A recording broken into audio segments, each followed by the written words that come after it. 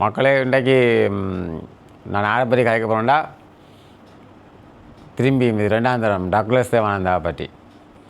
இப்போ பாருங்கோ, பரவலாக நியூஸ் என்னென்ன இலங்கை பூராவே சுரேஷ் சாலே, கோட்டபாயா ராஜபக்சா, மற்றது சங்கீதனை இப்போ விடுதலை விட்டாச்சு. இதுகெல்லாம் மெயினாக போகிறது சுரேஷ் சாலையை பற்றி, இந்த ஈஸ்டர் அட்டாக்கை பற்றி தான் போய்கொண்டிருக்குது. இப்போ பாருங்கோ, டக்ளஸ் தேவானந்தா இந்த காலத்தில் ஒரு விஷயத்தை கொண்டு வரார். இப்போ யுத்தம் மௌனிக்கப்பட்டு 2009 அப்படி சொன்னால் இப்போ ஒரு 17 வருஷம் ஆச்சுது. முதல் சொல்லாத கதையை இப்போ சொல்கிறார். எப்படி சொன்னால் அந்த அதாவது ஆக்களில் மனசை அவர் திசை திருப்புறார். தலைவற்ற இளைய மகன் சரணடைக்க தனக்கு சொல்லியிருந்தால் நான் அவரை காப்பாற்றியிருப்பேன் சொல்லி ஒரு விஷயத்தை விளங்கிக் கொள்ளுங்கோ. தலைவற்ற மகன் சரணடைய இல்லை, அவர்கிட்ட பொடிகார்டு அந்த குழந்தையோட வந்த 4 பொடிகார்ட்ட கொடுத்து தலைவற்ற மகனை வேறு இடத்துக்கு மாற்ற சொன்னது. அந்த சந்தர்ப்பத்தில் ஏதோ ஒரு சந்தர்ப்பத்தில் ஆமியால் கைது செய்யப்பட்டவ. சரி, அவர் போய் சரணடைய சொல்லி தலைவரும் முடியல, இயக்கவும் முடியல. அப்போ அந்த கட்டத்தில் அவங்கள அதை அறிஞ்சு கொண்டு, அது உங்களுக்கே தெரியும், கடைசி கட்டத்துக்குள்ளே இயக்கத்துக்குள்ளே எத்தனை புலிகள் இருந்ததுன்னு உங்களுக்கு தெரியும். அதோட உங்களுக்கு விளங்கணும் காட்டி கொடுப்புகள். இவை தான் ஒட்டுக்குழு. டக்ளஸ் தேவானந்தாண்ட ஆக்கள் முதற்கொண்டு ஏன் முன்னாடி உள்ளுக்க இயக்கத்துக்குள்ளேயே பேர் ஒட்டுக்குழுவாக இருந்தவ வெளியே தெரியாது. சமான காலத்துக்கு எல்லாரும் உள்ளுக்க வந்த ஆக்கள். பின்னுக்கு 2009ஆம் ஆண்டு யுத்தம் மௌனிக்கப்பட்டு மக்கள் ஆமி கட்டுப்பாட்டுக்கு போய்தான் தெரியும் யார் உண்மையான போராளிகள், யார் போலியாக வந்து இயக்கத்துக்குள்ளே இணைஞ்சவேன்னு சொல்லி உங்களுக்கு தெரியும். நான் இதை சொல்ல தேவையில்லை. அப்போ அப்படி ஒரு சந்தர்ப்பத்தில் அது காட்டி கொடுக்கப்பட்டு தலைவற்ற தன் மகனை அவைகள் அந்த குழந்தையை ஆமிக்கார கைது செய்தது. அதுக்குள்ள ஒரு பெரிய வேலை திட்டம் இருந்தது. நீங்கள் நினைக்குமா போல் சும்மா சனம் மாறிப்போ உடனே அது ஆமியோ அல்ல யாரோ ஒரு அவங்களோட பகுதியில் போய் சண்டை விட்டு அவரை பிடிக்கல. இது ஒரு சில சிறு குழந்தை இந்த அவங்களோட அவருக்கு பாதுகாப்புக்கு விடப்பட்ட ஆக்களை வந்து ஆயுதம் இல்லாமல் ஒரு பாதுகாப்புக்கு விடப்பட்ட ஆக்களோடு சேர்ந்தான் பிடிபட்டது. அந்த 4 பேரையும் உடனே சுட்டுட்டாங்க. இந்த புள்ளியை வச்சிருந்து டக்ளஸ் வந்து கண் போமா தெரிஞ்சிருக்கும், தாங்கள் பிடிச்சி வச்சுக்க முடியாது. அவர் அந்த ஆட்சியில் பங்கு பெற்றினவர் மஹிந்த என்ற வழக்கை டக்ளஸ் தான். அவர் உள்ள உங்களுக்கே தெரியும், ரோபோட்டோ பிளேக் அமெரிக்காவுக்கு கொடுத்த தகவல் அவர் ஒரு ஒட்டுக்குழு. இப்போ நீங்கள் அவர்கிட்ட அறிக்கையை போய் பார்த்தா தெரியும். இப்போ ஏதோ வந்து தமிழ் மக்கள்கிட்ட ஓட்டு பெறுறதுக்காக அடுத்த மாகாண சபை எலெக்ஷனோ அடுத்த ஒரு 3 வருஷத்துக்கு பிறகு பார்லிமெண்ட் எலெக்ஷனோ வரும், உள்ளூராட்சி எலெக்ஷனும் வரும். அதுக்கு ஒரு 3-4 வருஷத்துக்கு பிறகு அதுக்காக வேண்டி தான் ஒரு தமிழ் மக்கள்கிட்ட காவலன் மாதிரி நடிக்கிறார்.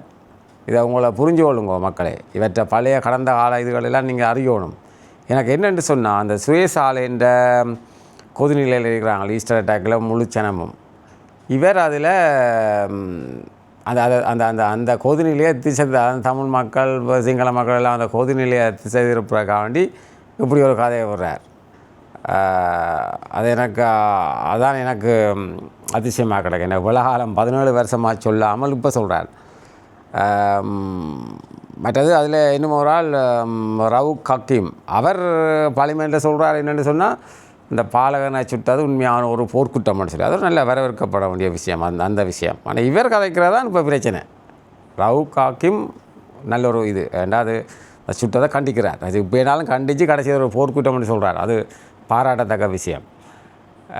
இவர் இதுதான் வந்து தன் இருப்புக்காக வேண்டியும் தன் அரசியலுக்காக வேண்டியும் இதை சொல்கிறார். இதான் என்னுடைய கருத்து. இவரை பற்றி நானும் உங்களுக்கு சொல்ல தேவையில்லை, உங்களுக்கு எல்லாருக்குமே தெரியும் தானே. இவர் இப்போ தோழர் அனுராகுமார் திசாநாயக்கா எலெக்ஷன் அந்த ஜனாதிபதி எலெக்ஷனுக்கு அவரை சந்தித்தவர். இவர் அதில் ஒரு ஐடியா இருந்தது. அவர் பல ஜனாதிபதிகளோட ஆட்சியில் பங்கு பெற்றினவர். சந்திரிகா தொடக்கம் கடைசியாக கோட்டாவே மட்டும் இவர் பங்கு பெற்றினவர். இவருக்கு ஒரு எண்ணம் இருந்தது. இவன் ரணில் கடைசியாக ரணில் ஜனாதிபதியாக கடைசியாக இருந்த அந்த ஒரு வருஷத்துக்குள்ளே இவர் அதில் ஒரு அமைச்சில் பங்கு பெற்றவர். பெற்ற எண்ணம் இருந்த இரண்டா தோழர் ஜனாதிபதி அனுரகுமார் திசாநாயக்காண்ட ஆட்சியில் தனக்கும் ஒரு பதவி கிடக்கும், இது மைனாரிட்டி கவர்மெண்ட் நினச்சி தான் இவர் எல்லாம் காய் நடத்தினவர். கடைசியாக ஒன்றும் இல்லை, இப்போ ஒரு சீட்டும் இல்லை, ஒன்றுமே இல்லை. இவர் இருக்கிறார். ஆனால் இவர் இப்போ அந்த கட்சியை ஒரு என்னென்னு சொல்கிறது, அவர் எங்கட ஸ்டைலில் சொல்ல போனால் மோடரேட் பண்ணுறார். அவர்கிட்ட மொழியில் சொல்ல போனால் அவர் மக்கள் மயமாக்க பார்க்குறார். ஜனநாயக ரீதி என்று அவர் சொல்லுவார். இந்த அவர்கிட்ட கட்சியாக ஜனநாயகம் அங்கே ஒன்றும் இல்லை. இதான் என்னுடைய கருத்து.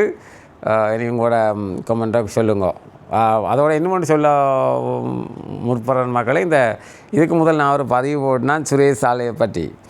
ஒருவரும் துணியாமல் நான் துணிஞ்சு அதை போட்டினான். அதுக்கு பார்த்தீங்கன்னா அவருக்கு எத்தனை ஆட்கள் சப்போர்ட் வந்து யோசிச்சு பாருங்க கமெண்டில். எனக்கு அப்படி பேசினேன், இப்படி லண்டன்லேருந்து கூட அப்போ யோசிச்சு பாருங்க. அவனை எப்படி தமிழுக்கு தமிழ், முஸ்லீமுக்கு முஸ்லீம், சிங்களத்துக்கு சிங்களமாக நடித்து எவ்வளோ பேர் அவன் தனக்குகளை வச்சுக்கிறான்னு யோசிச்சு பாருங்கோ.